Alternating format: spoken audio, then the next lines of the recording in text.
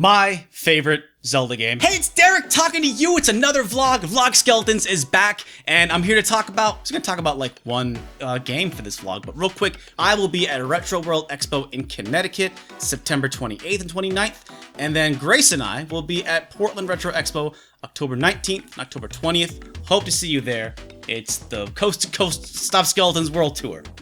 Anyway, there's a new Zelda coming out, new Zelda remake is coming out, and it is going to be a remake of The Legend of Zelda, Link's Awakening. This is my personal favorite Zelda game. I meant to like me growing up, and then it's a game that I've come back to many times over the years, and I've come to really appreciate it more and more. And hey, they're making a remake, which I got a chance to play at PAX just a couple days ago, so this is going to be a big old giant mishmash talking about Link's Awakening. Not going to go too deep into like the history and all that stuff. If you want to learn about that, man, Norm, gaming historian, did great, fantastic video. So if you want to learn a lot about like the history, check out that video. Well, I'm just gonna be a jabberjaw about a game that means a lot to me, one of my favorite games, and my favorite Zelda game, Link's Awakening. I'm repping it. Oh, give me that fancy shot, Grace. Oh yeah. Oh boy, lean into it. Oh boy. There we go. Professional setup here. Surprise! Update. Hey, I'm editing this video right now. Forgot to mention. Actually, we couldn't mention in the video. New merch store is available now. pixelempire.com/SSFF. Check out. We have some new T-shirts and some other stuff coming, and so check that out right now. And a little later, we also have a fan sent us something, and then we're gonna have a little unboxing at the end of this video. And now back to your regularly scheduled video. See you back again at the end. So I'm recording this here in early September. This game comes out in late-ish September. Still, it's one of those games that like needs to be remade because at the core is a very, very great, solid little game. And then the outer edges are maybe some rough gameplay, some rough graphical stuff, some rough edges because it was a Game Boy game. It really needed to be remade. And so I'm really glad it is being remade. But I want to talk a little bit about let's do some personal stories, personal time. I have a lot of nostalgia for this game, and that boils down to the fact that like I grew up playing Zelda games, and this was the first Zelda game that I beat by myself. I'm kind of old. I didn't have internet. I didn't have the strategy guide. I don't think I had a subscription to Nintendo Power at the time. I beat this game, man, by myself, without internet or the guides. When was the last time you kids beat a game without the internet or a guide? I'm not saying you should do that. I'm just saying I did it and I don't like it. I'm happy for you kids. Get on my lawn and please use my internet to help find your way through games. You know, it's not the hardest and most difficult game in the world, but hey man, for like a 10-year-old kid who was dyslexic and bad at reading, there's a lot of reading in this game, and that my brother didn't tell me what to do and help me was really kind of it really meant a lot to me. And I have a lot of good memories of like, I think I went camping with my dad, or I know one time my friend, he got a tent for his birthday, and he was like, you gotta come over, we'll have a sleepover, and we'll sleep outside in the tent. I remember like playing through a dungeon, my friend Eric fell asleep. I'm still up playing Zelda. I think I beat it around this time of year, right before school started, and yeah, a really good solid feeling of accomplishment that I did. And also, shout out to, this is actually the DX version. Shout out to Ryan, who I sold all my Game Boy stuff to. You can hear more about that in the previous vlog. My original Zelda version that I got when it was still pretty new. I sold it. And that's gone. But I got the new copy that came out in '98, so, you know. And this box is in like not the greatest shape, unfortunately, but you know, that was around the time I started really collecting games and taking that stuff more serious. So maybe this got like smushed around a little bit when I wasn't really taking care of it. So really, like, this game means a lot to me because of when I played it and when I beat it. But why I appreciated it more and more as I grew up was the story, the dark twist at the end of this, and kind of the world this game creates. Oh, and by the way, spoilers for a 20-year-old game, 25-year-old game. I don't know. I'm always torn about this type of thing because I don't want to spoil people on a great game, but also I really want to talk about the story. So I don't know, I guess skip ahead or stop watching, but I'm going in. Here we go. So you know what? I'm being honest here. I'm a pretty happy guy. I'm a happy guy who likes to have fun, but you know, some of my favorite games, I like a little bit of tragedy in my games. This game has a real sad ending. Splatterhouse is a real sad ending. Snatcher is a game I grew up playing. There's a lot of sad stuff that happens at the end of that. I really like games that are fun, but then if you can kind of give me a kick in the chest if you can do it well, it really resonates with me. And the reveal of the entire island being just a dream that is ephemeral and literally vanishes and dies and goes away at the end of it. That's a heavy concept in general, but also for a 10-year-old boy. I don't think I even fully understood all of that until I, got the DX version a couple years later. It's a rich, sad world. I love that at the end of it, you feel kind of bad for the nightmares. The nightmares in this game are bad. They're keeping the windfish, in a coma, so to speak. Presumably, Link exists in Hyrule. He needs to be there to protect Hyrule. In fact, I think the story is he's leaving Hyrule to find more adventure to practice in case Ganon comes back. But with the windfish asleep, the windfish is basically like a deity, similar to like the Deku Tree. Presumably, Hyrule is in a bit of chaos right now because the windfish needs to be alive to take care of stuff. The nightmares just want to live. They can only live when the windfish is asleep. So you can kind of understand why they're like, stop killing us. I think it's the fourth boss, just straight up says like, as when you kill it, it's like, you fool, you don't know what you're doing. And then it dies. I'll throw the footage up on the screen. It's just such a weird thing. You don't expect bosses. Bosses talk to you in this game, but they don't like question your motive and question your actions. There's a really fun moment when you defeat the windfish, you defeat the last nightmare. This is like, what are you doing? You are going to destroy our world, our ... world. There's dialogue in the beginning of the game, like, before you washed ashore, Marin is like, man, the monsters didn't turn violent until you showed up. Well, crap. How long has the windfish been asleep, and how long have the nightmares not been evil and just trying to rule this island so that they can have power over people? Things didn't get violent and crazy until you showed up. She's like, oh, I used to walk to the animal village and sing for them all the time, but now I can't because of monsters. Man, it's like, are the nightmares really so bad? I mean, they are bad, but they just want to live. Like, things on the island are peaceful. They don't want to live and enslave and torture all the creatures on the island. Like, y'all know I love a villain with nuance, and the nightmares are very interesting. Little moments like that elevate this game so much. Knowing that twist, playing through it again, it's a world worth kind of getting into. And so over the years, every time I play it again, I kind of catch another little dialogue thing, something a boss says, or something the little owl statues say. There's so much in that world. It's a fascinating little game that does very little with a lot, and it's got some good tragic shit at the end. It does a lot with a little. Oh, does a lot with a little. Producer Grace is correcting me. See, I'm getting too excited about the story. I like that. Well, I don't like it, but it's to me, I always appreciate the story that, like, you wake up the windfish, and everybody on the island dies and ceases to be. No one did anything wrong. Like, no one's really at fault. But like, this is just how it has to be. It's really, really fascinating that, like, are the nightmares bad? Yes, they're selfish and they're not thinking about the greater implications of keeping the windfish asleep.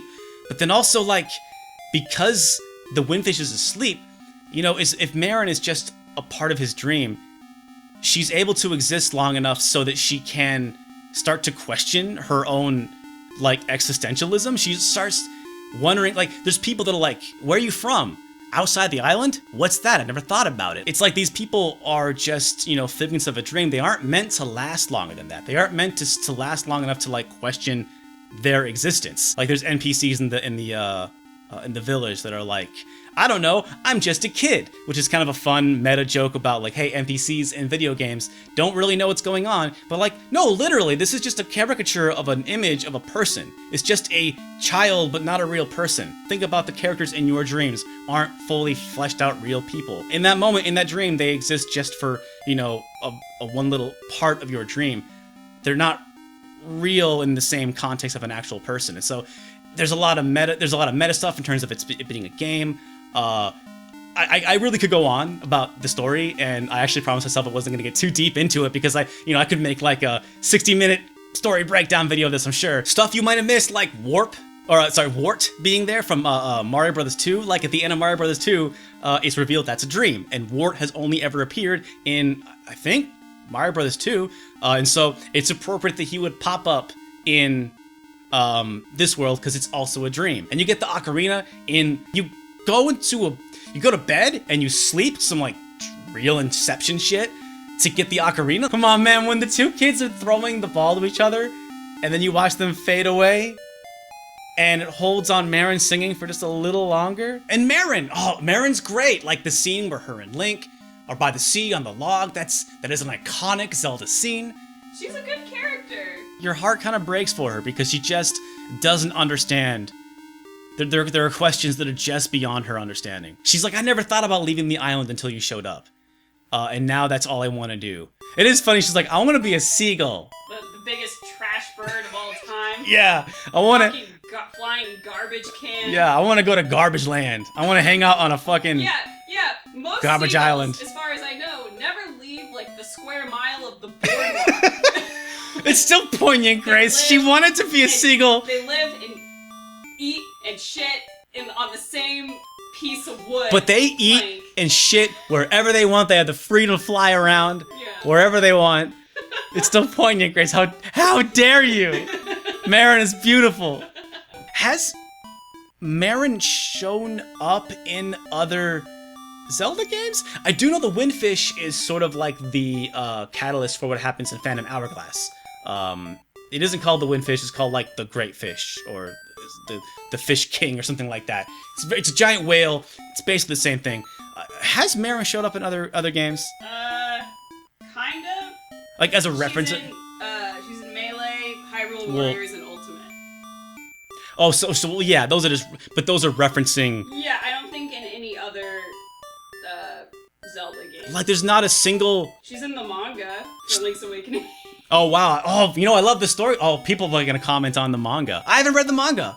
Is the manga good? So you're telling me that, like, Phantom Hourglass and Wind Waker, there's not a single seagull going... Ba, ba, ba, ba, ba, ba, ba, ba, ba, ba, ba. Not like one single seagull just like hanging out? If the wiki is to be believed, yeah. Man, that's a bummer. Beating this game on the DX version, the ending where you can beat the game without dying at all and you show Marin being reincarnated as a seagull, presumably because the Windfish is some deity that can also create life, it granted her existence in the corporeal world. I forgot that they made that ending a little more meaningful, just a little nicer in the DX version. This remake could make that more poignant. Last week now, was at PAX. PAX in Seattle. We live in Seattle, and it was like really like the one game I really wanted to play. And we are lucky enough to have media badges. Still, I got in early. It took me 2 hours in line to play Link's Awakening on Switch. I was playing Doom on Switch. I was doing some Monster Hunter. I did a couple of quests. Wasn't so bad, but 2 hours. I got to finally play it. Game looks really gorgeous. I was able to get into the mysterious forest. I got the toadstool. You can't just buy the powder at the Crane game anymore, and then my thing cut off. I felt like the game ran all right. I remember hearing a lot of reports about Link's Awakening. It looks really sharp, but it was running really poorly at E3 when it was first shown to the public. This game still did not quite run as solidly as you'd hope, but man, it looks really sharp. And I got a cute little keychain. A little cute keychain, buddy. That's pretty fun. I also was in line for so damn long. I was able to go play Luigi's Mansion 3. And I got cool pins for that. And I don't even really... I feel like I should like Luigi's Mansion more than I do. But I think Luigi's Mansion's fans will be excited about that. But I wanted to play Zelda. And you know what? I'm glad they're remaking it because at the center of this game is a fantastic story, fantastic world, fantastic twist. But outside of it is a game that's a little rough, man.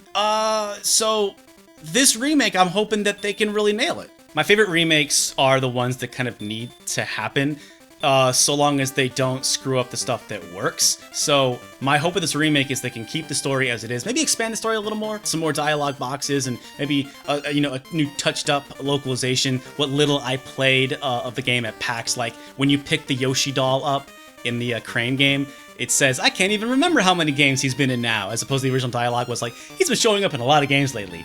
Because at the time, Yoshi was new. 93, Yoshi was a new thing. So I hope that there are going to do some changes to the story, but not too much. What I do hope they do is really kind of tighten up the gameplay. Playing this game again recently, the hit detection with the sword is a little off. I commend the game for trying to do stuff with, like, 3D spaces. There are enemies that like are flying in the air, but if you're right next to them, they'll hit you, even though like technically 5 feet in front of you and in the air, but they'll still hit you and stuff like that. Being 3D will hopefully make that stuff easier to deal with. The map, I feel like, is very well made, but is kind of cramped and claustrophobic, and getting around it is kind of a pain. Being able to just warp to Crazy Tracy and then, you know, then walk into the other warps to get you around the map. There are some screens in the game that are like a little cramped. So I really hope that they can take the map of this game, keep it laid out the same, but kind of like, you know, like Photoshop, grab the corners and just stretch it out a little bigger. The music in this game is kind of a mixed bag.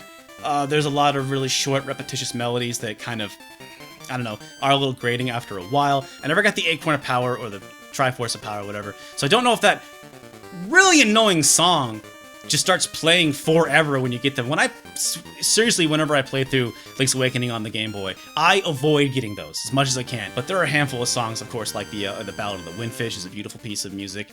And collecting all the instruments was really fun at any time in the game. You know, once you have the ocarina, you can go to the Windfish and play all the instruments you have and kind of hear the song kind of like build slowly as the as you progress through the game. It always kind of bugged me that once you have all 8 instruments and you play them in front of the egg, the door bursts open and you can no longer play the ocarina and hear the whole song again. I think I used to actually have a save right before that moment so I could go back and listen to the song again.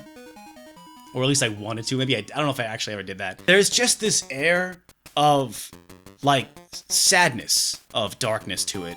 And then, of course, that the big reveal of the entire game kind of ties into that. You know, I'm curious what they're going to do with the music because the music was so sparse. And I think that worked in a lot of places. And I worry that they're going to try and, just for the sake of tradition, they'll keep a lot of the songs that are a little too repetitious for their own good, that don't really have that interesting melodies. I worry they're not going to update them enough. This remake really could be something special. It looks fantastic. I think the art style is great, super cute. Again, the keychain guy is really cute. It could be very mediocre and just like, hey, they made it a prettier version of this game. And that would be fine. I wouldn't feel so great spending a lot of money on that if that's really all you're giving me. It's just the same game with a fresh coat of paint. I've owned it twice already. The remake is coming out in a couple of weeks from when we're shooting. This video has a short shelf life, I guess. I'm aware that it's happening. Hit me up on Twitter when the new one comes out because I will be playing it and we can all talk about how it turns out. But right now, you know what? Actually, no. This video is gonna age just fine because we're talking about how great the original game already was. And you know, that remake can't change nothing. So I take it back. This video's forever. 90, 80% of this video's forever. Boom, surprise again. I'm back. I'm wearing pajamas, by the way, and Launchpad's walking around. A fan gave us a little package, and how about we unbox it here on the vlog? This address is the eBay seller. But shout out to Frankie, who bought me something on eBay and then sent it to us. So I'm gonna open it now. Oh, the PAL version of Doom. Hey, what? Now I gotta get a link cable. Look at that, has over 55 levels. And hey, it's not a lie. That's actually truthful. Way to go, PAL Region Doom. It's a beautiful package. It is. Or it's a beautiful condition. Yeah, unlike the set right now, which is... Ooh, is this really how PAL Region, like, Saturn cases look? This is nice. Look at that fat multicultural, multi-language instruction book. Yeah, that's a hefty boy. Ooh. Nice. It's got a little scuffs on it. It's got some loves, but I bet it'll play great. I'm sure it will. Hold on, Grace. You stay here. Beautiful. Stay here for a second. Okay. I'll be right back. And my lifelong goal to have the dumbest Doom collection in existence. 60 levels. No, it's not 60 levels. It's not 60 levels. Well, thank you so much. Yeah, thank you, Frankie. Is this really how Saturn cases look? I knew they were always. I always thought like PAL Region Saturn cases were like black, but I thought that they looked like the normal jewel cases, but they were just color black instead of gray and white. But this is yeah, look at this. This is crazy. This is really, really ridiculous. Look at that. So this is your first PAL Saturn game? Yeah. Ooh. Man, thanks to Frankie. Thanks so much, man. This is really cool. I guess there's a PO box. Also, if you want to send us stuff, go ahead and like send us stuff, man. Yeah, the address is in the About tab for our channel, but I'll put it in the description. It's also in the description. Yeah. All right. Well, thanks everybody. Bye. Anyway, so hey, we took a break from talking about the video game collection that I got. I guess we still managed to talk a little bit about it because I got all my Zelda stuff here. And also, shout out to Zelda. You know, if you're not mispronouncing things every once in a while for fun, like, what are you doing? Live your life. Say Zelda. It's fun to call it Zelda. Hey, we're still doing these vlogs. We got more videos coming for you. You know how it goes. We got a big one next We got a video that started out kind of small, got real big. You're gonna want to like make dinner first and then sit down and watch this dinner thing. So I guess like a week from when this comes up, right? Thursday. Anyway, thank you so much for watching. Thanks so much for supporting. We hit 250,000 subs. I'm not sure we talked about that. We also hit 400 patrons. We've been making some moves, man. And we've been out here working hard, making videos for you, and people seem to really like it. We appreciate every person who watches this. But hey, we also really appreciate our Patreon supporters. They got to watch this little vlog early, and they got to see the big video that we got coming up.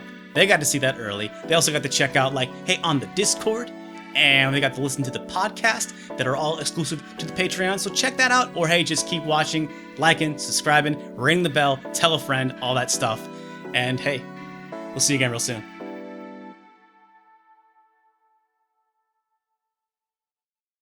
I don't know, I'm just a kid.